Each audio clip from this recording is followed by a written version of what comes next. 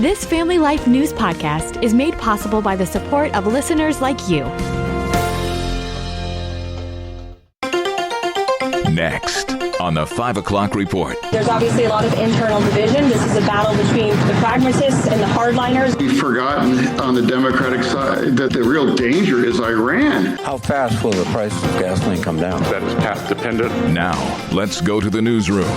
Iran won't talk, but they will attack. Good afternoon. Thank you very much for joining us. I'm Mark Webster. It only took hours after President Trump agreed to extend a ceasefire to give Iran more time to get a peace proposal together that IRGC fast attack boats were prowling the Strait of Hormuz, firing on commercial shipping. Fox's Greg Palcott in Tel Aviv. Just one day after talks between the U.S. and Iran failed to materialize and the ceasefire between the two sides was extended, Iranian boats fired on 3 vessels in or near the Gulf of Hormuz, seizing 2. That is a first, claiming none of the ships had proper permission. White House Press Secretary Caroline Leavitt says chaos within Iran prompted President Trump to extend the ceasefire. There's obviously a lot of internal division. This is a battle between the pragmatists and the hardliners in Iran right now, and the president wants a unified response. Pennsylvania Democratic Senator John Fetterman is calling out his own party again for not supporting the war against Iran. I'm the only Democrat effectively left in Congress to support epic fury.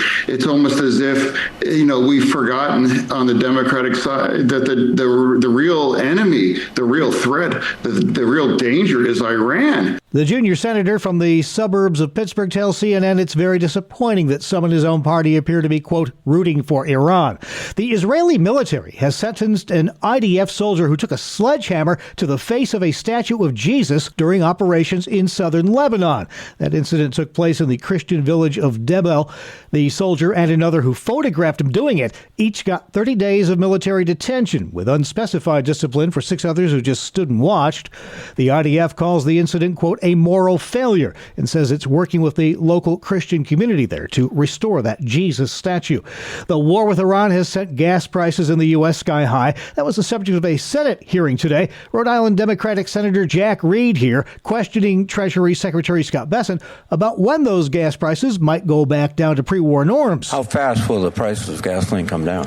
Again, that is path dependent on when the war and the conflict end. Just last weekend, Energy Secretary Chris Wright predicted that gas prices might not go back below $3 a gallon until 2027. A California appeals court today issuing an injunction blocking enforcement of that state's new law requiring ICE agents to unmask and wear visible ID, arguing it violates the Supremacy Clause because it attempts to regulate the United States in the performance of its governmental functions. A deadly chemical plant leaked today in West Virginia. The county official just confirming it happened at a silver recovery plant in Institute, where West Virginia State University is located outside Charleston.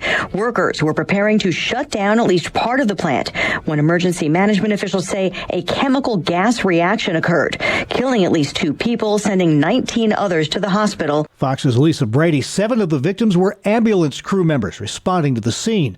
Drought conditions and gusty winds, a big problem right now, triggering dozens of wildfires across Georgia and Florida. Georgia's Forestry Commission says they've responded to nearly 100 wildfires since Saturday, several still burning.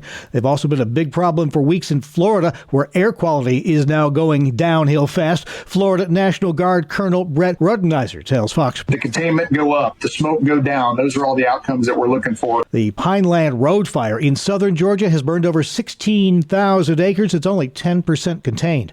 The Department of Justice accusing the Southern Poverty Law Center of funneling money to leaders of hate groups. The SPLC was not dismantling these groups. It was instead manufacturing the extremism it purports to oppose by paying sources to stoke racial hatred. Acting U.S. Attorney General Todd Blanche, in a fraud indictment returned Tuesday, the DOJ alleges the organization paid millions to people associated with the Ku Klux Klan, the National Social Socialist Party of America, an Aryan Nations-affiliated motorcycle group, and other extremist groups.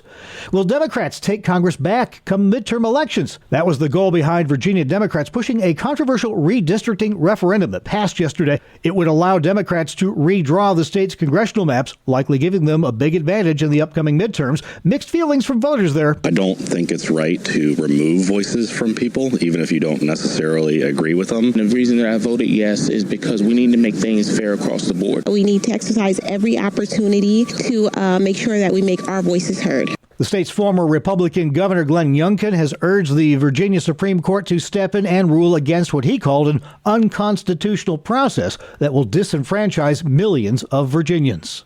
Well, kids don't come cheap, ask any parent, and a new study finds they're just getting more and more expensive all the time. Expecting? Congratulations. Hope you saved money. An annual Lending Tree study finds the average cost to raise that bundle of joy through age 18 is now more than $303,000. That's up almost 2% from its report last year, and it includes everything from rent or mortgage to daycare to education. I'm Daria Albinger. All right, still to come here on the 5 o'clock report, a recap of our top regional stories and highlights from today's Inside Out with Martha Manikas Foster.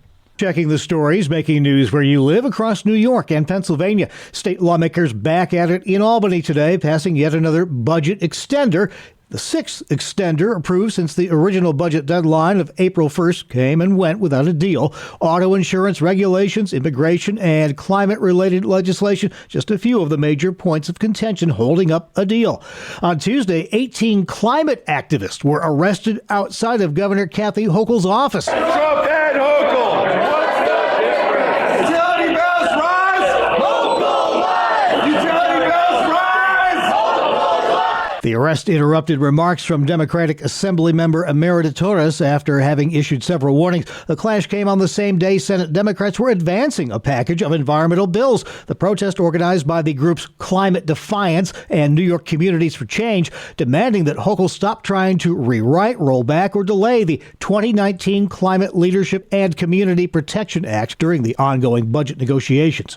New York's Attorney General, meantime, cracking down on illegal gambling platforms. Here's Family Life's Bob Price. The state's top cop, Letitia James, says unlicensed prediction market platforms like Coinbase and Gemini should not be exempt from licensure by the state's gaming commission. She's concerned these illegal operations are exposing young people to addictive platforms that lack guardrails. Both Coinbase and Gemini began as cryptocurrency trading platforms before branching into the prediction market, which offers users a chance to wager on just about anything. The AG contends these companies are not paying the same taxes as licensed casinos or mobile sports betting operations. Bob Price, Family Life News. Thank you, Bob. Now to Pennsylvania, where a Lancaster County child is recovering after overdosing on THC gummies.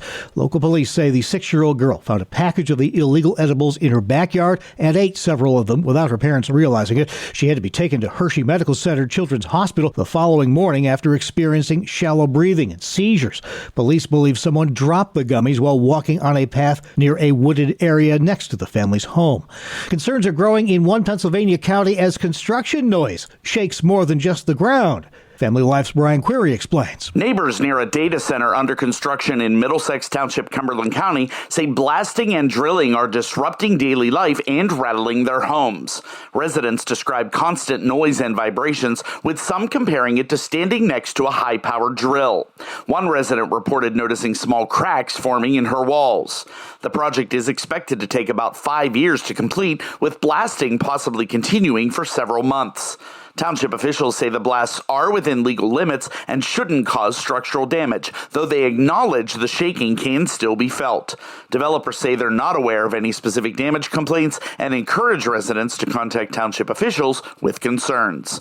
Brian Query, Family Life News. All right, thank you, Brian. Well, for the first time in well over a decade, whole milk has returned to some local school cafeterias.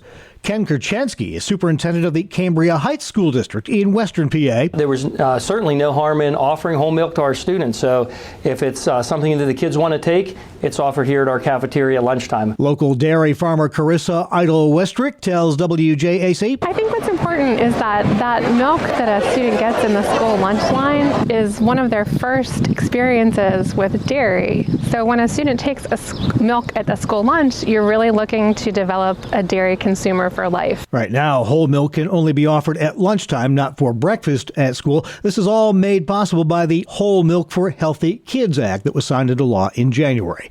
Up next, highlights from today's Inside Out feature as our Martha Manikas Foster speaks with Dr. Adam Rasmussen, Dean of Arts and Humanities at Arizona Christian University and a fellow at its Cultural Research Center in partnership with well-known pollster Dr. George Barna. They spoke about Christian worldview, a term heard frequently in the aftermath of the assassination of Charlie Kirk last year. Dr. Rasmussen, would you just set the table for us by defining the term worldview, and would you talk about the distinctives of a Christian worldview? All adults have a definable worldview. A person's worldview is the basis of every decision they make. In the biblical worldview, people's ideas about all dimensions of life and faith are consistent with biblical principles and commands. So this is kind of our base camp. Where do we come back to, and what do we see the world through is our worldview? It's kind of like a set of lenses through which we see God, the universe, and ourselves. Mm-hmm. About 62% of Americans would say that they're Christian, but when we look at it, that doesn't always translate into biblical beliefs and behaviors. That's in the line of about 4% of adults actually have a biblical worldview. That's very small.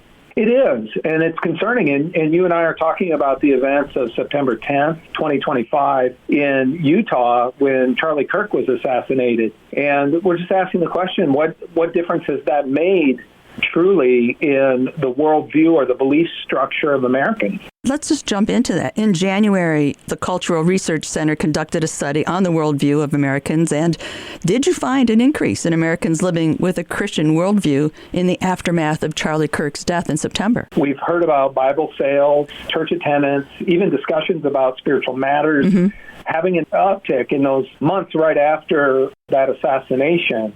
But any increased interest in the Christian faith spurred by Kirk's assassination has not produced positive growth when it comes to biblical worldview. And Martha, let me tell you why. This is the 7th annual worldview survey of American adults conducted by our group led by George Barna. Although 12% of American adults had a biblical worldview in 1994, that number was halved to just 6% by 2020. It dropped to 4% in 2023, and it remains stuck at 4% right now in 2026. So there has been no measurable difference. So, Dr. Rasmussen, what needs to happen in a person's life to move from mental assent to having a Christian worldview? What you want to do is you want to create an immersive biblical worldview environment. That means living it out. People need those life-on-life relationships. If you want to see people see all of life is all for Jesus, well, you have to kind of live with them and help them make those connections as you go. It's about doing life with them, as the cliche is, for a deeper understanding of what it means to be a disciple, because we say that we die to ourselves and we live for Christ, but that's a hard thing, and we don't just get it when we say the sinner's prayer. I agree. I would say it's not only a hard thing, it is an impossible thing. We cannot live it, but it is Christ in me. So much in Scripture, Galatians 2:20, John 15. It's not I, but Christ who is in me. Or Jesus said, I am the vine, you are the branches. You can do nothing apart from me. And showing people at 15 years old, what does it look like to follow Jesus at 25, at 50, at 75, right before you go to see Jesus, when you're an octogenarian, you know, what does it look like to follow Jesus? Martha, you and I and everyone listening today has an important role to play in the kingdom of God. And we all have to ask the question, how much Christ is in my Christianity? How much of the Bible, how biblical am I in my beliefs and behaviors? And boy, I don't know about you, but I need help with that. So I think Christianity is a team sport. Our Martha Manikas Foster speaking with Dr. Adam Rasmussen, talking about worldview. You can hear the entire feature and all of our Family Life original news features at Apple Podcast, YouTube, Spotify, and FamilyLife.org.